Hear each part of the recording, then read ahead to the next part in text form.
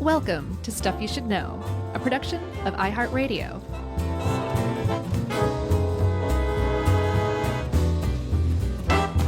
Hey, and welcome to the podcast. I'm Josh, and there's Chuck and Jerry's here too, and we are here to enchant you in this very special episode of Stuff You Should Know, which we like to also call the facts of life too. Yeah, I mean, alchemy, I think a very appropriate topic, taking something mundane and turning it into something fantastic. Oh, yeah, I guess we are kind of alchemists in that sense. Or were you talking about a different podcast? No. I was talking about what I aim to accomplish today. Hey, man, not only do you aim for it, you hit it right on the head. Yeah, alchemy, baby. Let's do it. Clumsy attempt at a compliment. Yeah. Well, yeah, when we're talking about alchemy or alchemists, for me at least, and I would assume most people, kind of conjures images of like some magician wearing like a robe with stars and moons on it, maybe even a pointy hat to match. Sure. He's lit by candlelight. He's in a strange little laboratory. He's doing all sorts of weird stuff to basically create some sort of magical potion or do something like that, right? If you know a little more about it, maybe you think of charlatans who trick people into investing in their alchemical schemes of turning, lead into gold. But it turns out that there's a lot more to it than I ever realized. And the people involved were they were a lot more interesting and a lot less dumb and fraudulent than history has kind of cast them as. Yeah, I always thought of alchemy as, just from what I knew as a youngster, which was just turning something like a boring metal into gold, like you were talking about. Mm-hmm. But it is, I think, interesting that modern science now looks back and says, hey, you know what? I mean, sure, there was a lot of bunk and BS involved, but some of the foundations of modern chemistry were there, even though that wasn't their intention, really. Yeah, and you can also make a pretty strong case that the alchemists were the ones who laid the groundwork for the scientific method. Yeah, in some ways, sure. What's cool about it, too, is that, the Europeans, the medieval European, monks and sages and scholars are the ones you typically think of, at least in the West, when you think of alchemy. But it's I don't want to say worldwide, but it really kind of ties together traditions from a bunch of different parts of the world into a mad pursuit for immortality and glory. Yeah, totes. So we should say that you can kind of trace the Western tradition of alchemy, the Europeans as you think of it, all the way back to Egypt. Egypt was like the starting point for the Western tradition, but Egypt even seemed to get it from other places, specifically even back before Egypt. It seems like China and India were possibly in on the pursuit for immortality, which seems to be the thing that initially gave alchemy like its birth. Yeah, and they may have called it like, the art or something like that, or maybe, some other word that they had that meant, some sort of transformation might be taking place. Mm-hmm. The word alchemy itself was first used in Arabic, and then eventually French and English in medieval times. But yeah, I think it's interesting that it followed that route. And it's also not surprising that, China was one of the first to get involved in something like this, because I feel like anytime we're talking about ancient practices, China always seems to be sort of leading the way in one way or the other. Indeed. One of the reasons China was so heavy into it was because the early alchemical pursuits or purposes were to create an elixir for immortality. The reason they cared so much about that was because the country had a huge Taoist population, and Taoism is very much interested in achieving immortality one way or another. And so China and its alchemists put together mercury, arsenic, sulfur, and said, here, drink this a lot of times. And surely a lot of people died from drinking those things, right? I mean, you can't drink a concoction of mercury and still, just wipe your mouth with the back of your hand and walk off like, time to get to work, Yeah, I'm sure there were some people that suffered under alchemy experiments over time. But they also, on the other side, and this is sort of the the plus side and minus side of some of these experiments, they also, whether or not purposefully or not, gave us things we still use today, like, potassium nitrate. So they sort of accidentally discovered gunpowder, and ammonium chloride, which is used today as nitrogen in fertilizer, like for farms and stuff like that. Mm-hmm. So yeah, that is kind of a tradition in alchemy of, they were trying to do something else, but they still found useful stuff that we still, make or use today. And China's whole jam with alchemy kind of started to dry up as Buddhism spread throughout the country, because Buddhism is much more focused on rebirth and mellowing out about the whole immortality thing. And so the pursuit of, immortality through special elixirs just kind of became a moot point, or a moo point, sorry. Yeah, I mean, I guess the Buddhists were like, maybe it's really not possible to live forever. Maybe we should set our goals a little more reasonably. Right. Let's just pretend like we don't care about living forever.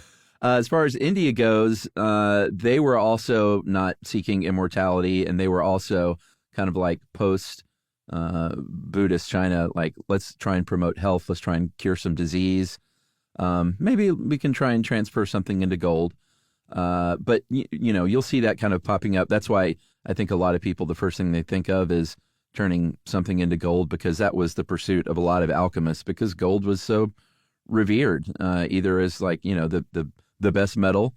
Go ahead and make your white snake joke. I wasn't going to. Okay. I was just thinking of gold wearing a T-shirt that says the best metal. Yeah, with like the devil's hands, the devil Right. horns fingers. Sure. And also thinking like, perhaps like drinking something that may be liquid gold, but it's really not liquid gold. It just turned the color gold, could make you healthier or maybe live forever. Yeah, and in India, they were trying to make gold not to get rich, but because, like you were saying, they were trying to balance health, restore health. Like, it was just associated with healthy living, essentially, gold was. Yeah. So then we reached the Mediterranean. That was another ancient place. And by the time Alexander the Great invaded Egypt in 322 BCE, they found pretty quickly that the Egyptians had already been developing their own tradition of alchemy for a while. And the Greeks said, hey, I like your style. Let's mix together our philosophy and our understanding of physics and astrology with your alchemy, and let's produce something really great that medieval monks are really going to go nuts for. Yeah, and I think this is like, I know we're going to say this quite a bit, but I think these early scientists were taking a stab at something, Like, sure, there were charlatans and stuff like that, but this was so early on in the game. Like, science was brand new, and they were like, hey, let's try this thing and see if it works out. And maybe didn't always follow modern best practices, but you can't expect them to either. So, like, no. I don't know. I feel like over time on this podcast period, we've kind of tried to shine a little bit of light on some of this stuff. Is like, hey, they were doing their best back then, trying to get trying to get involved in science at least. Right. At least they were doing something, you lazy sap. Yeah, exactly. I mean, this is when the first books on it came out. There was one called, the translation is Natural and Mystical Things, by an Egyptian named Bolos of Mende. And this is around 200 BCE. A lot of this was, again, about making, valuable metals like gold and silver. Mm-hmm. But again, it was the first kind of preserved writing that we have on this. Yeah, right. No, for sure. And he was also somebody who wrote pretty straightforward about alchemy and the recipes and the processes, which would come to be very rare as alchemy developed. It became much more secretive. Yeah. But this Greco-Egyptian creation, this melding of different traditions to create this specific kind of alchemy, it's called Hellenistic alchemy, that laid the foundation for Western alchemy to come.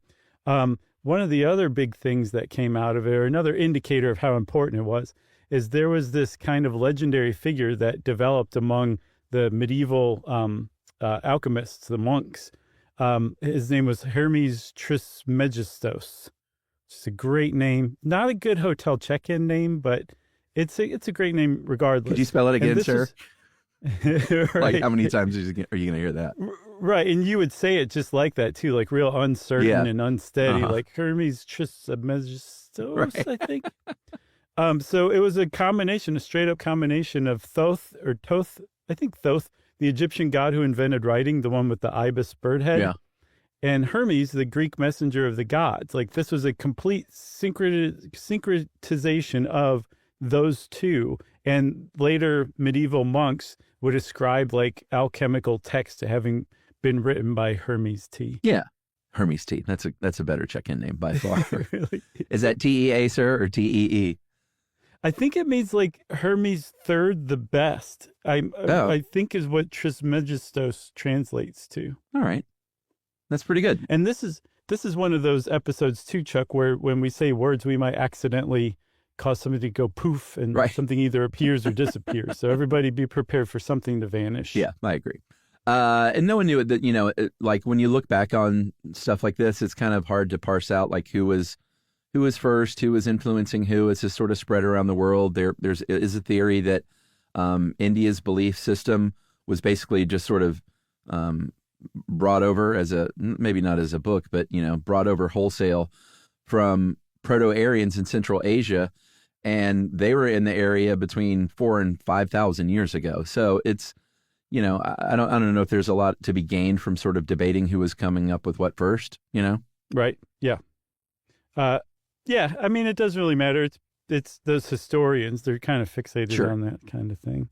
But it is interesting to wonder like where culture came from, because Yeah. so much of it influences so much else. It's not just in alchemy, but in all things basically. But you mentioned Bolos of Mende, and he actually came after the guy who the Western tradition of alchemy is kind of like based on. Like this guy was the guy. He's like, here's how it's done. This is the ground rules for alchemy. Okay, everybody. His name was Zosimos of Panopolis.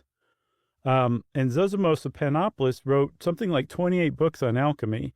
And for a while, they were like, we've only got a couple of letters of this guy, but we knew he was brilliant.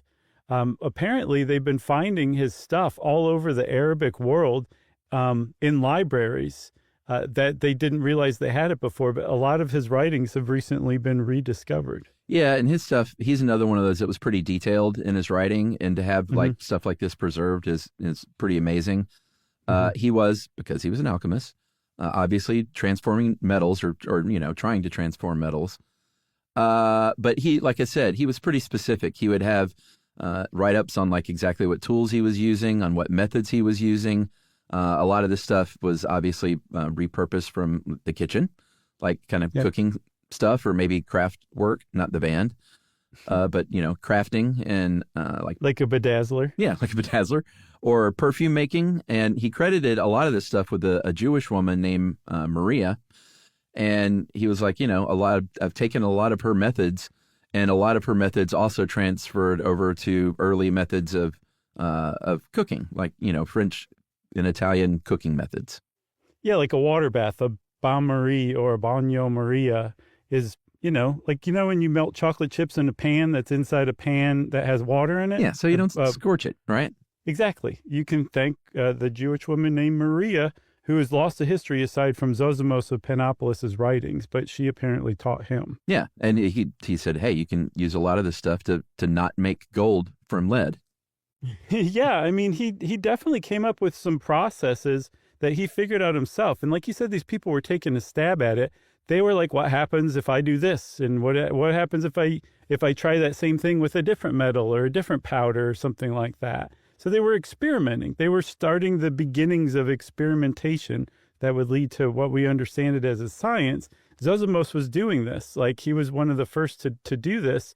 I also saw a definition. I'm not sure if I sent it to you or not, but he had an explanation or a definition of what alchemy is. He said it was the study of the composition of waters, movement, growth, embodying and disembodying, drawing the spirit from bodies, and bonding the spirits within bodies.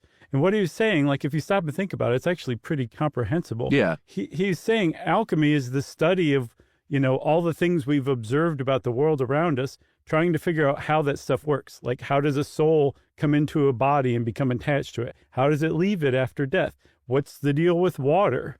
That kind of stuff. So like it was just them seeking to apply essentially a proto-scientific understanding of the world as they understood it. Yeah. Like what happens if I distill this thing down to its base form or create, you're going to hear a lot of talk about vapors.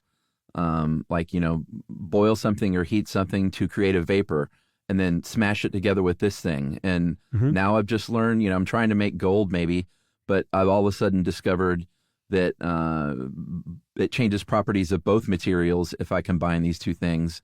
And while they may not have understood what the heck that meant, chemistry later on would say, oh, actually what they were doing was this. Right, exactly. Yeah. So this whole jam that was laid down by Zosimos and Bolos and the early Egyptians who eventually kind of combined their stuff with the Greek understanding of the world, which is really important because Aristotle's thoughts about, what made matter up, like earth, wind, fire, and air, the four elements, that was the understanding of the world that they were working from. They were trying to figure things out within that context. So Aristotle had a huge contribution to alchemy early on, which as science would later kind of decide was just a huge wrong turn at the outset, especially considering that Democritus, who was around the same time as Aristotle, remember him? He was the one who's like, everything's made up of atoms. I just am not going to use the word atoms yet. Right. Exactly. Good place for a break, yeah? I think so. All right, we'll take a break and we'll talk a little bit about the move into Europe right after this.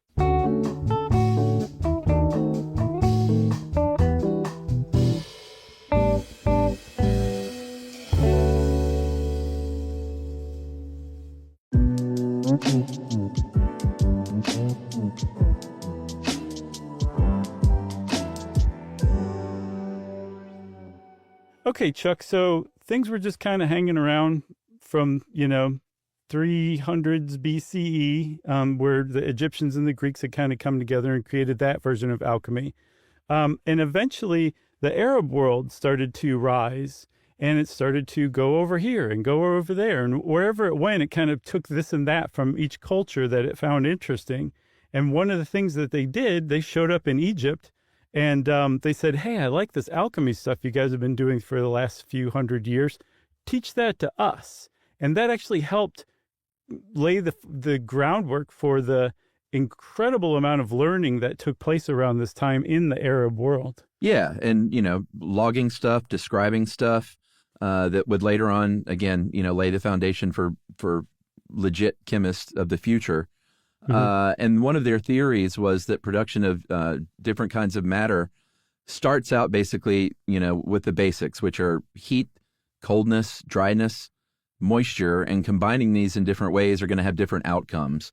Like to produce those vapors, you're going to have cold water, basically, and combine that with some sort of hot, moist air to create a vapor. And they would mix these things together and they would combine it with mercury or sulfur or something like that and trying to make gold once again. Right. I think it's called chrysopoeia. Yeah, that's the technical term, I think, for trying to make gold. Yeah, exactly. And there are a couple of big names. There are a few big names, but two that still made it all the way through history. Rhazes, who's known as the greatest physician of the Muslim world at the time. He was an alchemist. A contemporary, I believe, of his named Jabir. He was well known as a early scientist. Some people call him the father of chemistry. And these guys were contributing by saying like, hey, don't just throw a handful of powder at something, like, do a thumbnail and use the same amount every time. Just little contributions like that. What was a huge contribution too was that they took a lot of these ancient texts, translated them into Arabic, and then those were eventually translated into Latin, which is when things started to spread like wildfire throughout Europe in like the 12th century. Yeah, I promised talk of Europe, and I just forgot we had to stop by Arabia first. But this is beginning in about the 12th century when it moved into Europe, and this was a time when Europe was shifting, to a university, sort of a more academic way of looking at things, and away from the monasteries, who were, I guess, some of the more early, science-minded people. Yeah. And Christian scholars at the time in Europe, they started to become a little more open to say, like, hey, maybe we should, look to other texts, ancient texts even, look from other cultures to try and see if we can learn something from them. Mm-hmm. And so they started experimenting with mineral acids, boric acid, sulfuric acid, stuff like that, and trying to develop elixirs. And this is where you'll hear more about things like, immortality, like the elixir of life, philosopher's stone, which we'll get into, and stuff like that. Yeah, and we should say, now that I think of it, I'll bet a lot of this transfer of knowledge came from the Crusades. Europe just showed up and was like, give us everything, including all of your books on alchemy. Yeah. That would be my guess. But yeah, around this time, so I read that the European alchemists following this tradition believed that in the ancient world, they had already found what was called the Philosopher's Stone, which just sounds so cool. It'd make a really cool, title for a Harry Potter book or a Willy the Wizard book or something, Are you making a joke? Philosopher's Stone.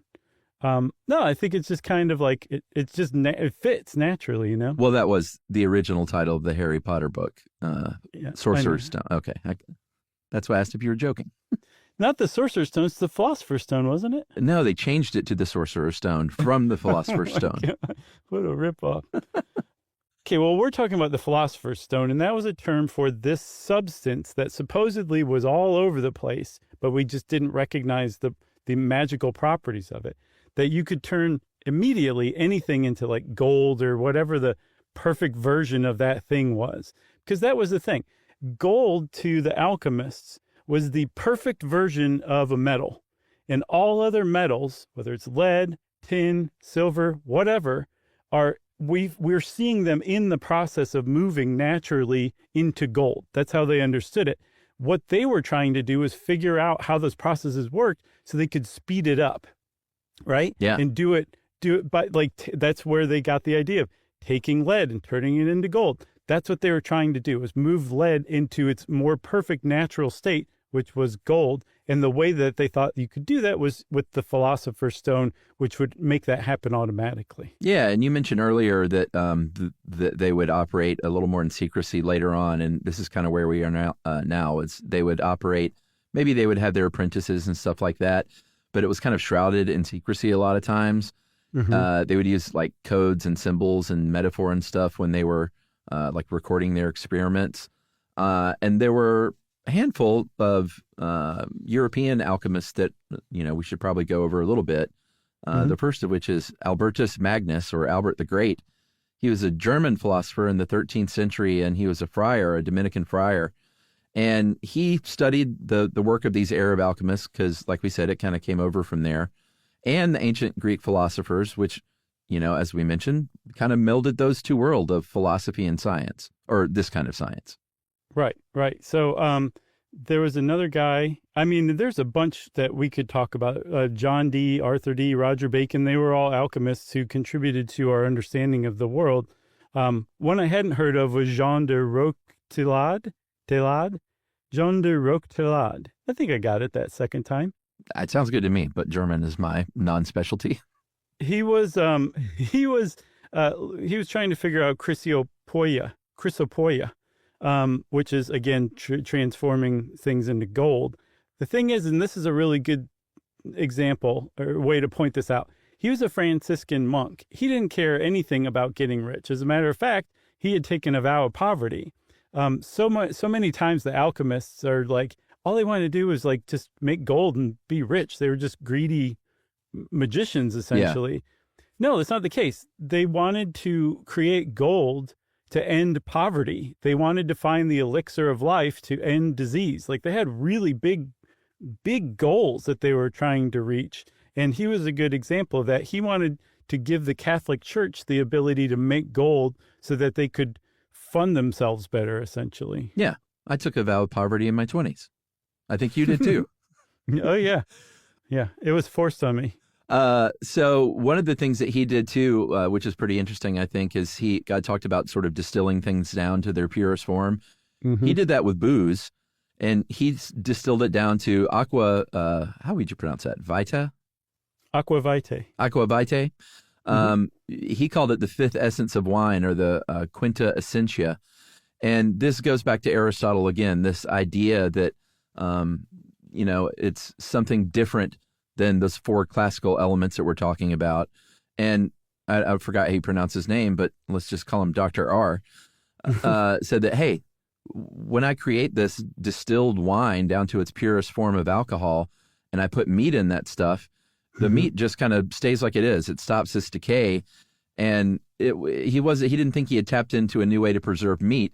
He thought like, hey, maybe this stops things from aging, and maybe this alcohol is a cure-all. Right. He went on to create the Mai Tai. Oh, nice. Another one, this guy's my favorite, Paracelsus. His real name was Philippus Theophrastus Aureolus Bombastus von Hohenheim. But we'll call him Phil? Hohenheim. Hohenheim? Yeah. Well, he went by Paracelsus. I think we talked about him in our poison episode, or there was some episode, because he was famous for saying the dose makes the poison. Like you can take enough of anything and it's going to kill you, which is a really important understanding at the time. But he was one of the ones who led the way of secrecy, because he believed that what the alchemists were doing was dealing in like the nature of the universe, and that this information was way too potent to just have out there. So he was one of the ones that led the charge in that. He also was known as questioning Galen's 1,000-year-old idea of the four humors being the cause of disease. Paracelsus was like, no, I think that there's like external factors involved, like maybe even little tiny bugs or something like that get in your throat and then into your stomach and then just really screw things up down there. Yeah. That's me paraphrasing him. That was Paracelsus. So he was a straight up genius for his time. I'm a big fan. Yeah. I'm sure they came right back at him and said, no, silly man, it's just black bile. That's the problem. Right. He's like, you sure? Like this other stuff could be making us sick. He's like, again with the bile. There was also Nicholas Flamel, I guess, or Flamel. I'm not sure how you would pronounce that, I think Flamel. Flamel, okay. He is the one who is credited to have discovered the Philosopher's Stone. He was just a mere bookseller in the 14th and, I guess, 15th centuries. Mm-hmm. And he said, I got a book. I purchased a book, and it was in a language that was so hard to translate. It took me 21 years. But once I finally cracked that code, in that book was the information on how to produce the Philosopher's Stone. And this is what I don't understand. He got rich, but did he get rich off of selling this? Like, that's what I couldn't figure out. No, the later alchemists, like starting around the 17th century, they created a legend about him saying that he had created the Philosopher's Stone, right. So now he could turn anything into gold, and that's how he got rich. Yeah, but how did he get rich? I still don't get it. I see because he wasn't turning stuff into gold. No, from what I saw, his wife was rich. Oh. That's the likeliest explanation. But this legend grew up around him because he really was well known. He's recorded historically as being very rich. Kind of suddenly, they endowed like a ton of hospitals, a bunch of schools, churches, some of them are still around today. And he was known for putting alchemical messages kind of encoded in the buildings, like on plaques or in archways or something like that. Yeah. So he definitely was an alchemist. He definitely was rich, but it was this legend that grew up around him that he was one of the few who actually found the Philosopher's Stone. I almost said Sorcerer's Stone, man. See? Gets in there. Another legend is that he perhaps maybe lived to be 114, but records say he was between 80 and 114. So that's a pretty big gap there, a wide range. Yeah. 34 years. It is pretty wide, but even 80 back in the 1400s, early 1400s is pretty respectable, I guess. No, agreed. So we talked a little bit about the Philosopher's Stone. That was one thing that, as far as we know, no one ever created, right? But all of the alchemists in Europe were after this, trying to figure this out, while at the same time also performing all these other experiments just in case they didn't figure out how to do the Philosopher's Stone. They were figuring out how to do it the hard way, too. There was also another thing that they were famous for trying to create, which are called homunculi, which are essentially artificial people in miniature that they wanted to create so that they could study how life begins, or like Zosimus had said, how how the spirit bonds to the body. Like that's Right. the kind of thing they were trying to figure out by creating mini humans. And they had all sorts of, I think it's fair to call it wacky ideas of how to create a homunculus. I think it's pretty fun. I mean, the word homunculus is fun in and of itself. But there's something called the Book of the Cow. This is an Arabic book in the 9th century that apparently Plato had something to do with. And there was a recipe for a homunculus in there, which is one homunculi. And it involved inseminating a ewe, which is, I guess, that's a female sheep, right? With human sperm. Don't ask how. I'm not really sure how that happened, but I'm sure they had not too many ways to do that back then. I'm sure they had their methods. And you would have a birth, and it would be some sort of shapeless form at that point. And then you need to treat it with specific stuff, materials, put it in a glass container, and then it grows into a tiny person. Yeah. I don't think that this ever worked, but I guarantee some people tried it for sure. Oh, I bet. I mean, you have to have some excuse for when you're found with the sheep, right? Yeah. Oh my God. Oh, that's going to stay with me like Sorcerer's Stone, Chuck. Every time I see the word EWE, it reminds me there's this Happy Days episode where Richie was writing in chalk on the sidewalk a message to some girl that he liked. Well, in a place where he knew that she was going to walk home from high school, I remember this. And he drew I and then the heart and then the U like a sheep. And the girl comes up on him while he's sitting there finishing it. And she's like, I love sheep. And he's like, it's a you. I love you. But the way that she said, I love sheep just always, it stuck with me like the weird thing you said about inseminating sheep and Sorcerer's Stone will always stick with me. And it probably taught you the lesson, like never put yourself out there with a girl. That's right. Yeah. That was definitely the line you got from Richie Cunningham for sure. I had forgotten completely about that. And as you started to tell that story, I completely remembered it, just like flooded back to me. That's funny. There's one other one too. This was a Brady Bunch one that I always think of whenever I think of I Heart Sheep when I see the word you. So we're like 3 or 4 inceptions from this original thing.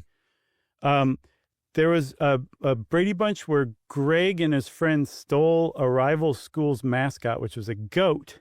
Okay, I remember that. It just so happened that like a bunch of officials from the school came over for coffee to the Brady house while the goat was there, and they had to move it from room to room and hide it. Yeah. And Greg finally gets discovered with the goat in a closet, holding it in this really awkward position. Yeah. And the face he makes when they open the closet door, I can't imagine how many takes they did to get it just that perfect. But it's one of the great all-time shots of 70s television, if you ask me. Did the goat, was he wearing like a cape or something? Yeah. Yeah. Yep. I remember that. Yeah. I'm going to send you that clip because it's worth watching. All right. So I guess we need to take our second break. Yes. And then we'll come back with more talk of 70s television right after this.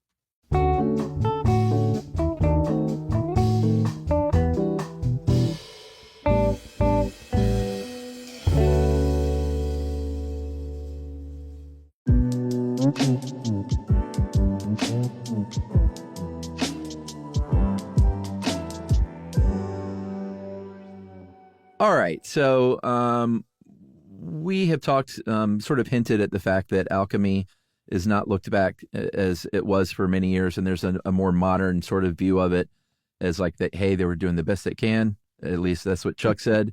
And some of the foundations they laid for modern chemistry are actually kind of valuable. And that's kind of where we're at now. A lot of like metallurgical processes were created that were legitimate. Maybe accidentally creating medicines or things that led to medicines happened, which is also valuable. What else? Oh, well, I mean, just the very fact that these guys were carrying out experiments. Like before then, philosophers just said, like Aristotle, like this is what everything's made of: earth, wind, fire, water. Trust me. No one asked him, exactly. No one asked him, how do you know that or anything like that? And he really, I'm not saying he was a fraud or anything, Right. but he didn't use any scientific experimentation. It was the alchemists who started that. They were the ones who started working in the lab with specific measures of materials and then, very importantly, recording their results. So they were documenting what they were finding. These are all just the basic outlines of the scientific method today. Yeah. And I mean, the word chemistry actually comes from alchemy in about the 1780s, which is pretty interesting. Mm-hmm. And alchemy is also like the other definitions of alchemy. Doesn't it also mean like some sort of romantic chemistry that can happen? Yeah, like romantic chemistry, right? So in a rom-com, what they have in there, romantic chemistry, that understanding and use of the term chemistry actually predates the use of the word chemistry as far as the scientific discipline goes by almost 200 years. Yeah, it's a good point. And there were also some pretty major players that we, revere as our scientific forebears that were involved in stuff like this who maybe tried to keep a little quiet, like Isaac Newton. And this is like well into the 18th century when Isaac Newton was doing his thing.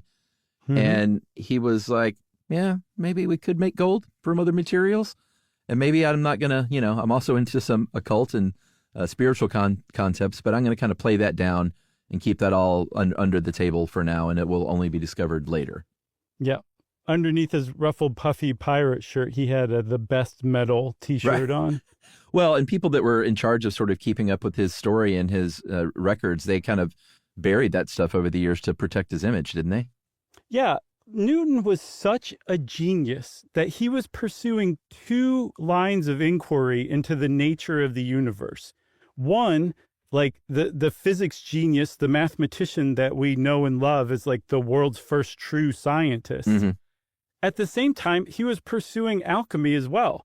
Like he was looking into the whole thing, like hedging his bets.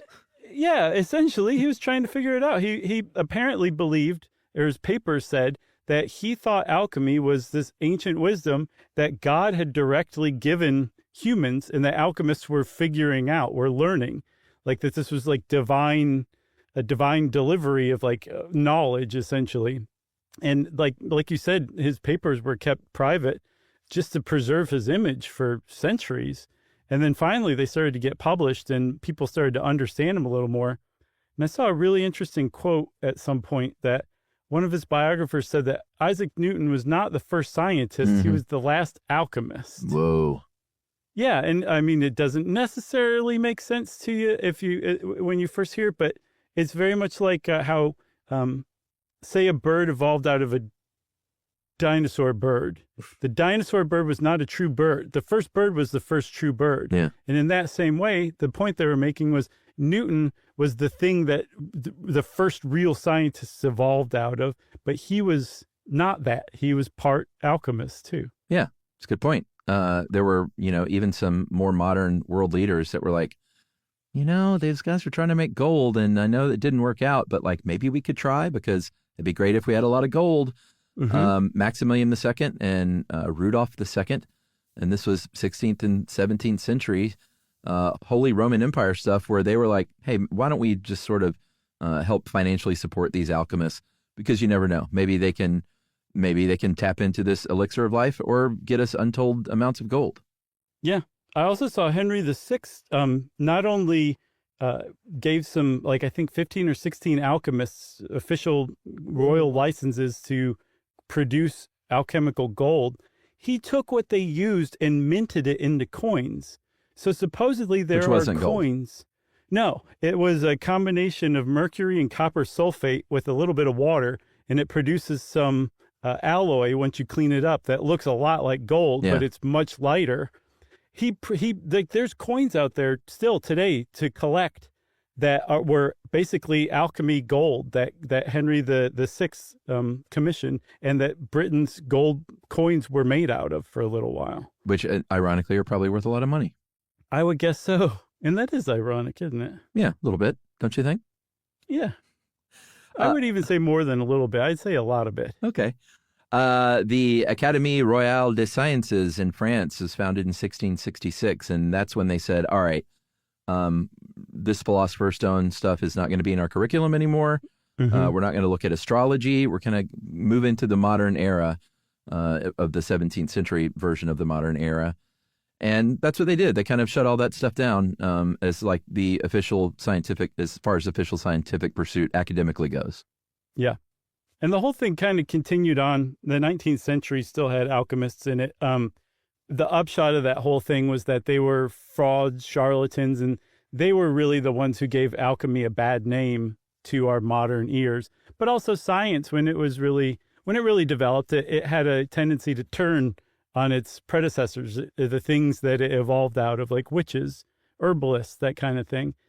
Same thing with alchemists. Like, it was just so dumb and backward. Science is the truth. It just basically disavowed alchemy, even though it directly evolved out of alchemy. Yeah. But now it is nice, kind of refreshing that today science is ready to be like, yes, it's a little embarrassing, but this is our grandfather. Yeah. Well, I feel like grandfather is usually less embarrassing than father. I don't know. It depends on the era the grandfather's from, because they can say some really inappropriate stuff at Thanksgiving, Yeah, I strive to be, if I ever am a grandfather, just to be the sort of sweet, doddering old guy that everyone just thinks is fun and funny. You definitely will be, man. I don't want no doubt controversy about it. I think you're also, though, one of those grandfathers who's also a beloved dad, too, which is... Well, so far, so good. That's hard to do. Yeah.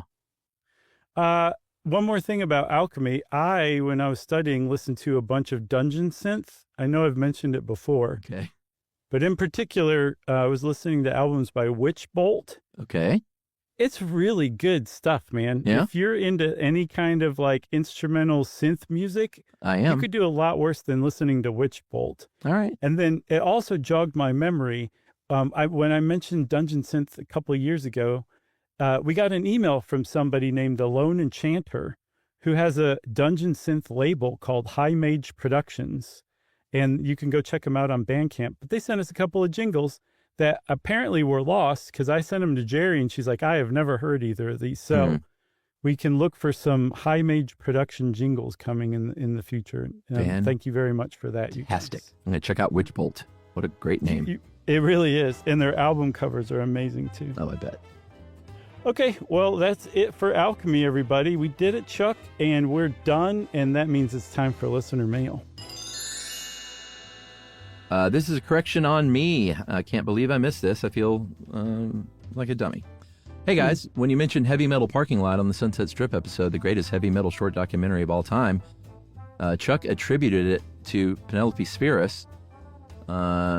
She made Decline of the Western Civilization. Mm-hmm. So I goofed that up. I was totally thinking of Decline of Western Civilization, another great documentary. But have you seen Heavy Metal Parking Lot then? I have. I just misattributed the filmmaker. Apparently, Jeff Krulik and John Hain made Heavy Metal Parking Lot. It's beyond satire and encapsulates a moment in time that was magical. They also made, and this I didn't know, they also made a documentary called Neil Diamond Parking Lot. No. So that's pretty fun. I'm going to have to check that one out. That is that's with best regards from Matthew T. from Cleveland, Ohio, with a P.S. I love you both very, very much.